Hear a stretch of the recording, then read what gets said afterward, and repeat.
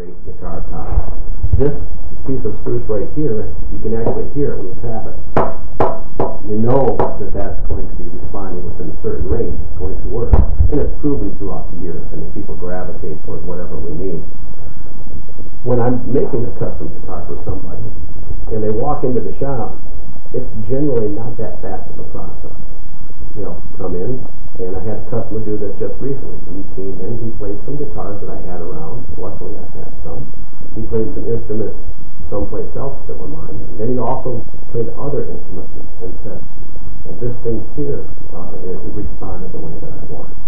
And sometimes, I don't know about Mike, when someone shows up to his shop, but this can take over a year before they finally zone in. And I also do many guitar shows, like this is an exhibition, but there are shows that I move to where the tire kickers will come in and play your instruments for 2-3 years in a row until finally they call and say, I'm ready to jump. Because it's a big commitment to build, to ordering a custom built instrument. Base price of one of mine is right around $7,500, but it's pretty quick. They can go up over $10,000. And for that, absolutely, I'm going to deliver what I say that I'm going to, and I'm pretty good, but they want to be really sure that they know what they're asking for in a custom guitar market. You can pass this piece of wood around, this being spruce, and what you'll notice is it's super light, and it's really stiff. This isn't a great piece of wood for what I was looking for, and when I say that, this piece of wood was a little dense, and it wasn't strong enough so that I could do anything with that density. But you can feel the wood. You can even run your hands over top of it. You can feel just how well it responds. It is fantastic. But when you get a piece of wood in, like the top, then that tells me what I can do with the rest of the instrument. The rest of the instrument being this. It's all about the top. I'm going to make that thing respond. I'm going to make that thing feel just the way that the person wants. After that, then I can bring the other woods into the back and side. And the second thing about it is what people really like is what they perceive as the art form of the instrument, of musical instrument building. And at the ultimate level, making musical instruments, it's like woodworking on steroids. It's absolutely perfect. So much goes into it. We aren't just grabbing a piece of wood and taking it to this thickness because it looks pretty good, and putting some braces on the inside and carving them because I kind of think that's the way it should be. Everything's thought about. We know the weight of the wood. We know how stiff the piece of wood is. We know how it's going to respond. When we glue the braces to the inside, we know how much we're going to carve them to get them to go to a note, the top to a note. Many people don't realize that, but that's tuned to a pitch, and that's tuned to a pitch. It didn't just fall there. We're taking it to wherever we want that to be. Aside from all of that, we have to have that together. In this market, everything has to be perfect. That means every little bitty miter has to be taken into account and cut so that it aligns right straight up. Yeah, okay, so we don't nail them all the time. But the thing of it is that in the custom guitar market, they really like that. If you look on the back of this instrument, you can even see that there was kind of like a little Frank Lloyd Wright thing that I pulled off on the back. I did this once. It was like crazy, and it took me forever to do it. But most of the time, what the players are looking for are very simplistic things. My prime instrument that I make in this line being my Borealis, which is my grand auditorium, my most popular fingerstyle guitar, is that they don't like a lot of bling on it. Bling being pearl. Remember I said a lot of times in the custom shops, it will be what will be custom about it would be more pearl or some sort of something that didn't really matter. In the beginning, you want to have the playability, the intonation, and you want the lines to be super clean. Most of the fingerstyle people that I deal with, they're kind of coming from the classical market, so they kind of want that Ramirez kind of nice clean back, but good clean lines, nothing that's really going to jump out. In the end, you can do all the stuff. You can take it, you can throw every bell and whistle at it that you would like. And I know this because I've been there. I've done it. I put pearl on it, thinking that was going to sell. I did this is in the early days. And then in the end, it's just like I was when I first started playing. I would bond with any ugly duckling that sounded and played killer. That's what they're after. You can take the most beautiful instrument and set it out there and put some wacko thing that just is a monster for tone and playability, and all the players are going to fight over that instrument. Because when they're playing it, that's what they're after. Projection and or whatever.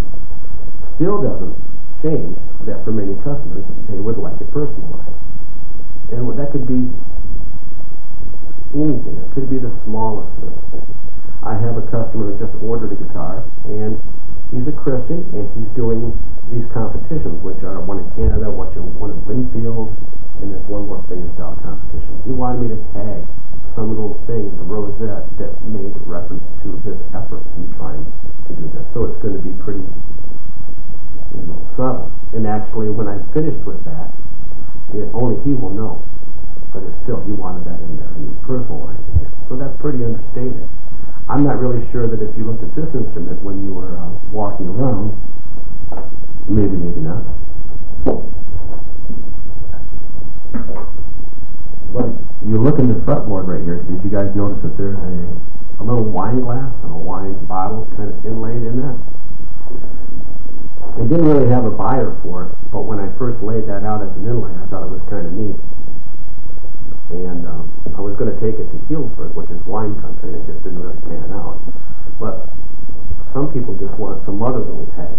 Most of the builders that are doing more replica stuff, they stick with the lines and the inlays that were of the day, the 20s or the 30s. Today, people are way more open to other stuff. For example, that's not even pearl. That's a man-made item. That's Corian countertop material. Why I choose that is just because the colors are so available. I can get any color under the sun. Right now I'm doing I'm trying to think what the name of the painting is, and even the artist, but I think it's Woman in the Window, and it's pretty elaborate. When we're finished with it, the inlay will probably be $9,000 inlay. That's how much work is into it. And I couldn't pull it off unless I had all of those Corian colors. It's really opened it up. And people today are open to that. Back even a few years ago, no, it had to be silver, it had to be pearl, and it had to be gold, I guess, or whatever, some of the other mediums that they use.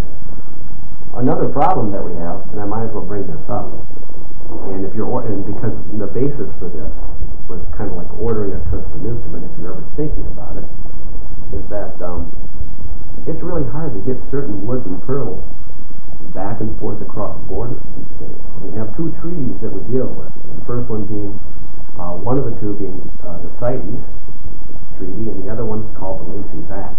And both of them protect things that are living and things that were even once living.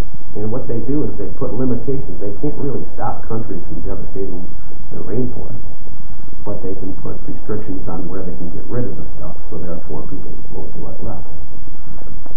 Problem being is that there are items that are out there that aren't protected.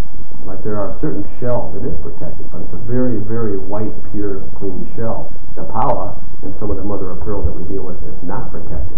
But do you think a customs agent at a border knows that? He doesn't. So he's going to look at that pearl, oh, better check that out.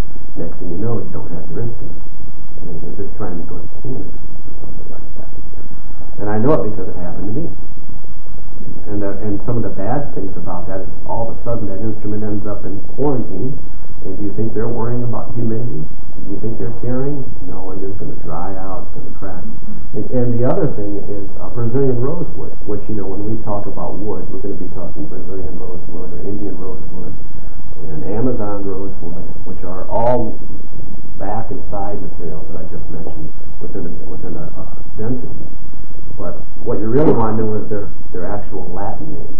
And the Brazilian, or Delbergia negra, is protected. But then again, Delbergia spruciana is not. And they can look a lot alike. Again, do you think the customs agent's going to know that? No. So, with my builds, even though I have a supply of good, legal Brazilian rosewood, most of my builds today are going back to Indian rosewood, which are what these are. The Indian rosewood. It seems like they get flagged the least at the borders, or whatever that may be. But just going into Canada to go to a guitar show just recently, I went through with no problem. The guy behind me went through, and all 5 of his instruments were confiscated. And he ended up, spending 3 days trying to get it out just to go up to the show. Pearl is a big deal, though. That's why when I started this conversation, and you need to know about that, even when it comes to Brazilian rosewood, and it's hard for people to tell, but the plastics make it way easier. With every guitar I sell, and this is important in the custom guitar building market, it's another thing that we can do, is a piece of paper that is for the customs agents, that's documented, and I'm a legal importer, exporter of all this stuff. I had to sign up and do this. One of the many things with the government that I just love to deal with. I went into it kicking and screaming, but it lists every piece of wood, it lists it by weight, everything that's on it, how much ebony is on there, how much weight by ebony, how much back in size, how much that is by weight in grams, so that when they show up and the agent is looking at it going, I don't know, he just whips up that piece of paper, it's there, it's signed, it has a date, you can look at it, and away he goes. That's just one of the other little things that you can get your hands on with a custom builder when we're making an instrument like this for the person. The last thing of the 3 things that's really big that people, and these are a lot of my customers, is, yeah, they're going to show up and I'm going to make them an instrument that's going to be within their defined acoustic range. They know what they're going to want. And I'm going to have the scaling correct for them, so it's going to have the feel. I'm going to build it. It's going to be tuned. But the customers at this level also respect the fact that we've sunk 30 years of our life into this. I mean, this means a lot to them, and they generally want to support a custom builder, which is a lot of customers that I deal with, and God love them, because I'm glad that they like the fact that I've done this. I mean, I was going to do it whether I got paid or not, and believe me, in the early days, I did not get paid. I mean, you're out there banging it out. And the custom guitar, the custom-made instrument market, at the level that what it takes to support guys like myself, is not as old as you think. Instruments were really looked at as being disposable, even vintage instruments that you do that. When I was first getting started in this, in the 80s, there were instruments that I was buying for $400. 5 years later, they were worth, $6,000, $7,000. They just kept going through the roof. Luckily, it sucked all of us custom builders up with it. It looked like they were going to be worth more, and we were able to get it up to the point where we could actually survive and make more and more, and do pretty well on this. The other thing is that the really great players started recognizing that us as custom builders could make them instruments that would really work better for their purposes. In other words, not off-of-the-shelf stuff. Again, I say that, and if I get off on this too far, you can throw something at me, but if you look long enough, you will find an instrument that will work for you right off of the shelf. You go to Elderly Instruments or go to the bigger stores and start looking around, and you will find one. And when it feels right, and it plays right, and it sounds right, and it responds right, it's right for you. But you're not going to order one from them with a custom neck, and a custom scale, and a custom contour, and a custom this and this, and expect it to sound like that one because they don't have the control. That's where we come in. That's where we say, okay, we will nail all this stuff for you. Surprisingly, with just controlling a certain series of variables, we can hit that consistently within a range every time. That's the name of the game, is consistency. When someone orders a custom instrument, let's say, and we'll come back to where you're standing if you ever thought about ordering a custom instrument. Someone comes in and they're going to do this, and it has an inlay in it, it has a custom nut width, contour of the neck, back, and strings, and everything's kind of clicking along, and you deliver it to them, and it sucks, and it just doesn't play well, and it just doesn't sound right. That's a real tough spot. Is the customer really expected to pay for that? In my mind, no. It really has to respond. That's where I come in. That's where I really have to do that and have my consistency now. Big issue for a custom builder. Consistency. I like the big factories have the luxury of the numbers. We don't have that. We have to get it. And when you're dealing with an instrument where somebody's bringing in, let's say $7,500 for a bass instrument, it has to be right. And after you miss it a few times on consistency, you start to really get nervous about that. Oh man, like within the day that they show up to start picking up your instrument, you're pacing back and forth like, is this really going to happen? Nowadays, I know I have it. You know. Also, instruments, you know, as a builder, that another component of that is that you have your voice and you have your sound. And rather than from a custom building standpoint, rather than trying to cover every avenue, you really need to focus on what you do and get really good at that and get to where you can nail it at that and expand just a little bit. Because it's really important that the customer finds you and finds your tone, and you can't be moving all over the place because they just won't know where to find you. Like, hey, I'm going to go build this today, and I'm going to jump over and do that. You know, you really have to have your core of what you do, and your customer will start to bond with you and find you, and they buy an instrument, and their friend sees it, and then next thing you know, you'll find your group. Again, remember, I'm talking flat top finger style instruments. I do build traditional instruments. That's what I play. I mean, when I sit down and play with my friends, I'm not playing finger style. I just got to where I could do that with these guys. Because they were so progressive and they were so demanding, and it was fun to be able to deal with them and watch them and then nail what they were after. But when I'm playing, I'm sitting around playing flat top steel string instruments. So I still do make traditional, sounding traditional guitars with flat top that have a different voice. I don't know how much time I have and how much I've taken, but I'm going to talk about voice real quick. Voice of an instrument. This is a huge deal. Not every guitar sounds or responds the same, and it doesn't sound or respond the same on a flat top steel string for different types of music. And the types of music that are played on are pretty broad. You have bluegrass music. You have the general James Taylor sit around just kind of the fire playing with mom and the kids or whatever's going on. You have that guy, and then you have the fingerstyle market, and you have to be able to hit all of those within that range. Bluegrassers, they really grab a pick and they really hit it hard. What they're after is power. Of course, intonation, playability, tone still has to be within the range, but they're after headroom. When they hit that thing, they do not want the guitar, the instrument, to all of a sudden distort. And another thing that will happen with that at that point is it's just really noisy. I mean, almost annoyingly noisy the instrument can be. So they want a little higher density top. That way it has the headroom. Most of the customers that come through my shop are looking for something that's right in the middle of the road.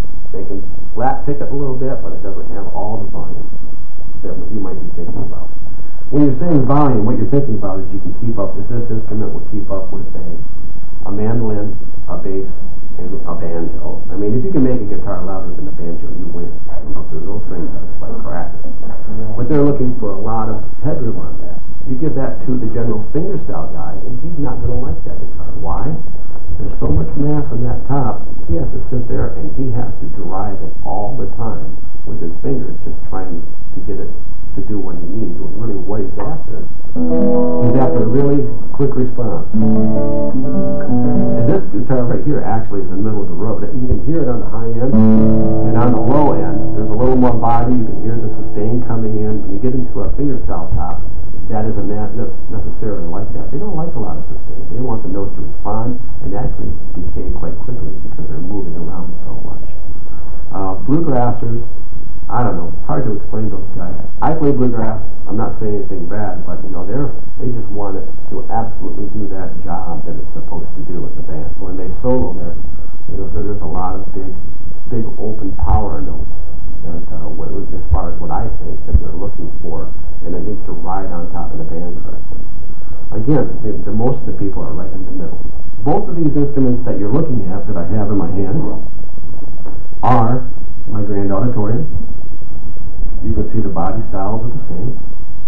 This one I made for some shows, just so that I could show off some of the work that I would do. Like if you notice the back, it has the Frank Lloyd Wright.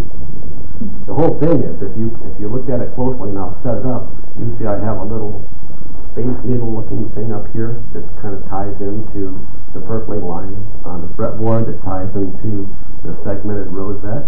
And if you notice, there's a little inlay right there. Those dots and lines, that's a Morse code that says the name of the guitar, D. Borealis.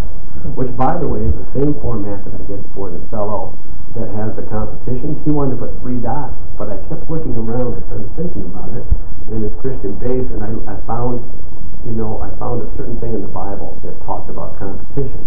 And I thought, well, that's neat that you're going to be doing this in these 3 competitions, but you're 25 years old. When you're at another age, those 3 dots may not be so significant. So why don't we, do something else for you? And I came up with a little Morse code to Whitner that he bonded with on that. All of this stuff that you're looking at on this instrument, and I know Mike's the same, but in the hand building market, we do have CNCs today. Yes, I can sit down and I can carve out an instrument. Just what you need. But at a point when we're trying to move on to do something else, and it's not big numbers, and it's not speed, it's just being able to, be able to focus on other things. We have a CNC. For those of you who don't know what that is, it's a computer numerically controlled machine that just roughs out general parts for us. What it did on this instrument is, if I'm going to set it up over here when I'm finished, which is probably pretty quick, but this is all cut on the CNC. Yeah, you can do that work, and you can do it clean. You can get to where you do it clean, but do you want to do it over and over and over again and spend all your time doing that when you really want to be paying attention to how does it play? How does it sound? I got a little too wrapped up in that stuff. Like that inlay in the back, the first one I did by hand. I didn't do this one by hand. But the one that I did by hand was not as good as this. It was not as sharp and clean. And it's just a joy to sit down and watch that happen. It gives me a lot of freedom also. Many people are using it for parts. Another thing about it is, when I first started building, my eyes were sharp, my fingers didn't hurt, my shoulder didn't hurt. And now when I sit down and carve out a maple back on an archtop instrument, everything hurts. So that's a really nice tool to be able to blast that stuff out so I can get down. Remember that it doesn't make the instrument. It wastes the wood. It generalizes shapes of things, because we're going to tune every part. That's something else that the factories cannot do. And I bring back, they have a custom shop. For them, the custom shop's more pearl. It's not what it should be, which is closer attention to wood and tone. That's what another thing that a builder like I can do. Like this instrument right here. You know how you take a Coca-Cola bottle, and when it's empty, you blow across the top, and it'll make a note. You can blow across the top of the bottle. And if it's half full, the note will be higher. If it's more of the liquid's gone, it'll be lower. Well, that's a frequency. That's a resonant frequency. I don't know, Mike, would that be resonant or would that be helpful? So that's the question. This one right here is a resonant frequency. If I take this, I can actually do it. Ooh, right there it is. You hear it resonant? That's the available body space on the inside, and that's the top moving, and that's the back moving. And this one was, ooh, it was an A. If this guitar is in tune, which is pretty close to what it was. We know what the resonant frequency is, and then we sit there and tune that top, and after doing it over and over and over again with the same model, which is something really positive about a hand builder, is they can get one model and stick with it and perfect it until they get their general ranges down. But this top is tuned to a note that will work with that resonance. In other words, if it's too high, it won't complement it. If it's too low, it won't complement it. Also, it's tuned to the correct resonance so that when the player plays it, it has the flexibility that needs. And you can hear it real quick. I'll just do it for a second. You'll hear that the top is at a note, and then the back is at a note, and the back is higher. Hear that? It's just a higher pitch. That's so that it's a reflector. And when you have the air resonance and the top is tuned in the correct spot and the back is just a little bit higher, which is what I do, it has the right punch and projection for me to be a good performer. And a lot of these instruments like this, you can make them two ways. One, you can make it sound great for the player, and that means he's sitting down and playing, and the sound's all around him, but it doesn't have any projection. I build mine for projection. I build mine so they open up after about 2 or 3 feet. And that's where they seem to really do their best. And also, I'm building them to hold up. Remember that we're spending $75,000, $10,000. These things have to hold up. They just really don't understand when they start to have problems after 2 or 3 years, given that they take good care of them. Humidity. These need to be 100-year instruments, let's say. unlike a mandolin, which is an archtop instrument, which just is built to want to last. That's that pressure load issue, you know. That's what we're looking at on these things. I'm sure I'm about running out of time. I'm sure I've used up my half hour, but does anybody have any questions on this while I'm right here? I was curious, how do you physically tune the piece of wood to the top? And if it isn't quite right, what do? Do you shave it? Do you sand it? Do you... That's what you do. The thing about tuning something, unlike a drum, and even the drums in the back room that have a string that are wrapped around the gut, if I wanted to raise the pitch of that drum in the back, all I would have to do is tighten up that string, and it'll raise the pitch. So you can do that on drums, you can do it on banjos, because it's basically a drum. But on a guitar, you cannot raise the pitch of it. But what you can do is you can lower the pitch. So by balancing the top mass, and by balancing the braces that you have, and when you stick them on there, you make sure you're high of where you want to be. Not by a lot, but make sure that you're high where you want to be, and then you slowly carve on the braces until you get the pitch to drop right to where you need to be. So it's the bracing that regulates it. Bracing is, the top is a membrane, and then you glue the bracing on. You have what's known as a coupled system. In other words, there's more than one component that makes up the working mechanism. And the braces are what you could, I could stand on the top and lower the pitch, I think. But the braces are really what you do. And on a flat top steel string like this, where we're dealing with 2X braces, it's the X braces that you actually carve on. And if you haven't ever heard the phrase, most of you I doubt have, but it's called scalloping, scallop braces. And in the vintage world, when you say it had scallop braces, and they about fall to their feet, oh, that's got to be good. And you know, well, yeah, it had scallop braces. You look inside, and they weren't scalloped to make the top move more. They were scalloped to go to a note. That's how they tuned the instruments.